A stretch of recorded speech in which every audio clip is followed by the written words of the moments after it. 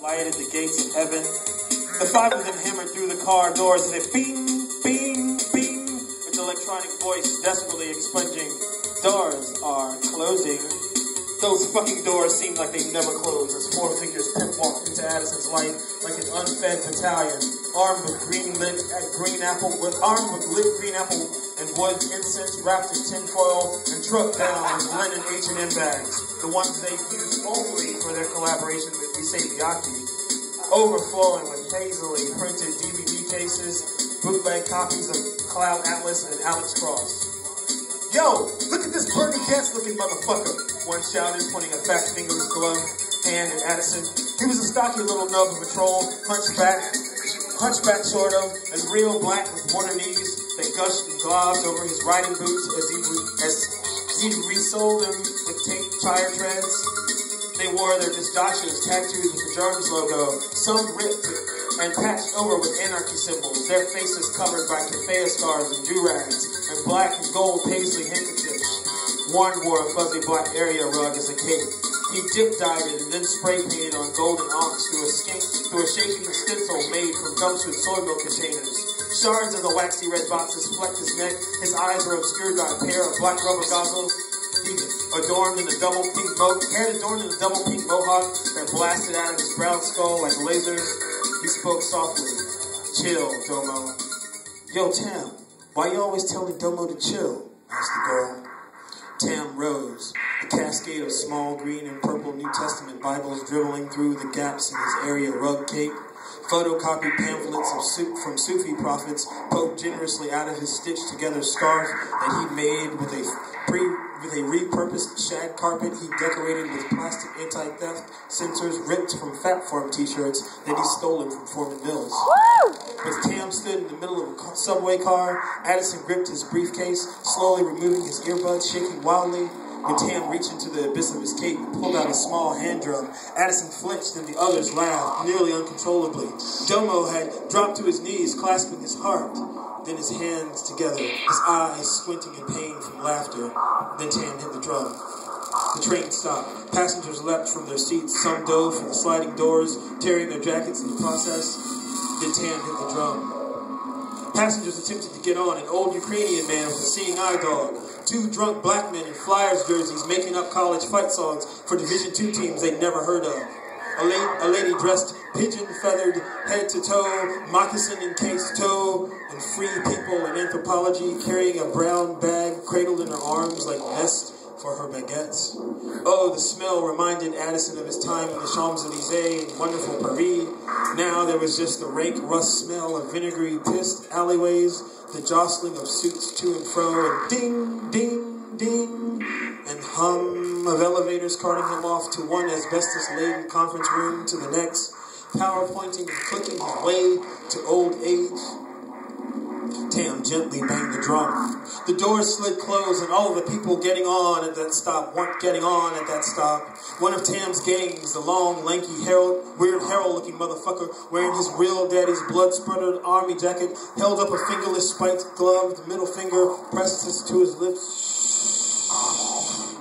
shook his head gently, and just gently, so that the Geordie LaForge shades he rocked wouldn't go flying off of his head and into the seat beside him. Tam gently banged the drum. He pulled out a piece of paper, looked like a crumpled Pico bill. He read from it. We are the everything is everything Megatron plan. We are the ghost of this city. We are the mass. We are the messed up fabric that comes off of your dangerous looms. We are the repurposed dumpster. We are the light. But the lights went out in the train car. Everything stopped moving. In a flash, swirling red lights burst, illuminating Addison and his new friends in the glow. All passengers remain seated. All passengers remain seated. All passengers remain seated. Oh, fuck, what we gonna do, Tam?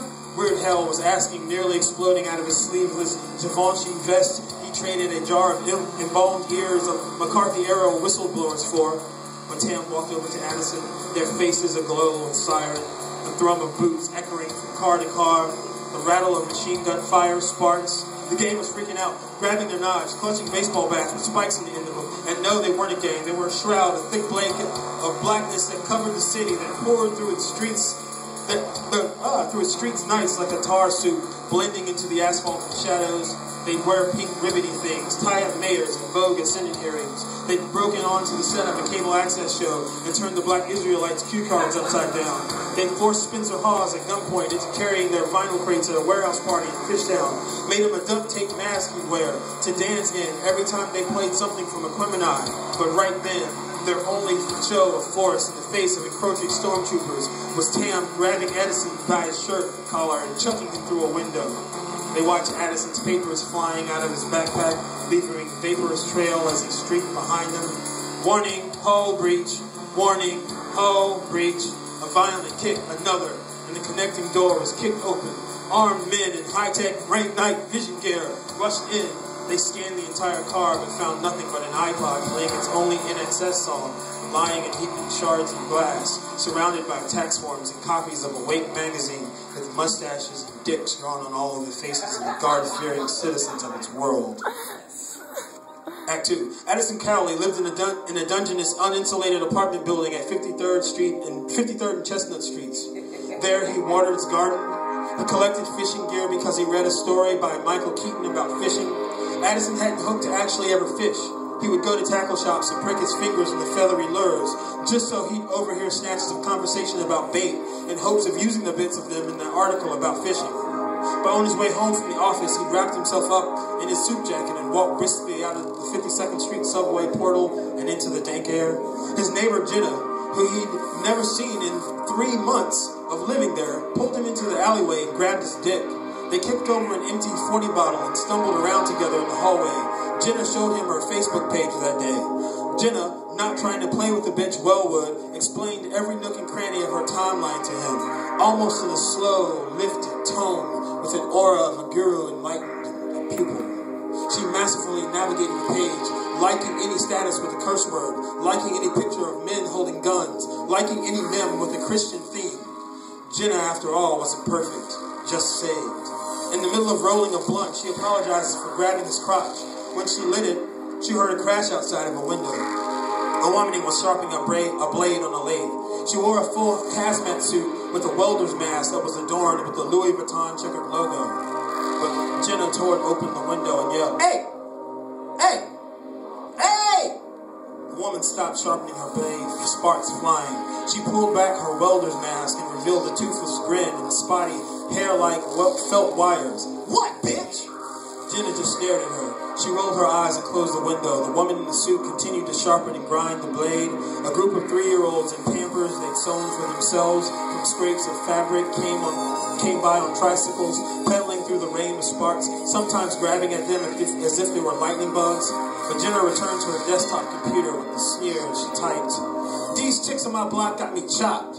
These pissy-tail bras think cause a chick quiet that she won't rip their nappy weaves out their head and still light up this block like old Tannenbaum. But at the end of the day, I'm still going to continue to be about my business while they're out there screwing niggas for weed, chicken wings, and 60-cent hugs. So all I'm going to do is pray that they step that game up, stop committing welfare fraud and having unwedded babies to increase their welfare checks. Dizzy bitches need to stop hating and get like me. Hashtag no time for fake ones." But Jenna let the status linger there, in the box, sitting in its frame. There was something majestic about her words. They were unspoken yet, waiting to be birthed onto the world, a decree ready to ignite the whole planet on fire. A glassy glow washed over her eyes as she took those few seconds to admire her poetry. She sighed, hit return, and told Addison finally to get the fuck out of her apartment. On the way up, there seemed to be a figure moving up towards the top floor, his floor. He saw what looked like a man's boot make its way up hastily to the top. Addison froze, sort of sniffed the air around him. He was getting lightheaded. The staircase seemed to warp slightly, but something was compelling him to go up just that one more flight of stairs. He turned the spiral corner and all was normal. He put the key in the door quietly and let himself in. That night he ate a burrito and fell asleep watching a second King and Queens rerun. A knock on the door tore him awake. He slugged over to the door and brushed the matter from his eyes. He was not normally known for intrepidity, but he remembered seeing Jenna's words explode onto a computer screen and was now feeling himself. Angrily, he barked, "What do you want? Who is this?" He was half awake, thinking he'd been fooled into an early rise by some cult peddling the promise of enlightenment or heaven or perhaps mad pussy in the stunning golden streets of the afterlife where elves danced to Jean-Michel Jarre soundtracks of cotton candy clouds. He hadn't bothered to look through his door's dingy peephole when he opened it. "It's a telegram, motherfucker!" Men in hoods, like really cheap, shitty hoods from Burlington Coat Factory, with embroidered dragons laced with sayings like "Live strong, die stronger" on the back, rushed into his apartment. They carried bats. There was 3, 4, then soon 7, one after the other, just streaming into his apartment, knocking over a small collection of books, a turtle-shaped clock, and a miniature black and white television that was permanently froze on a scene from Kojak. They smacked him about the face, the arms, the back, and suddenly the head. He was knocked onto the ocean of his bed, falling like an angel from a dream. He landed as one of the men struck him with a pillow, and the down swirled around him in his descent. When he landed on the bed, he was face to face with that small television. Telly Savalas, flickering and shattered, was getting into a long mustard brown car with tinted windows, staring off into the distance, his face scrunched up and forgetting his clues.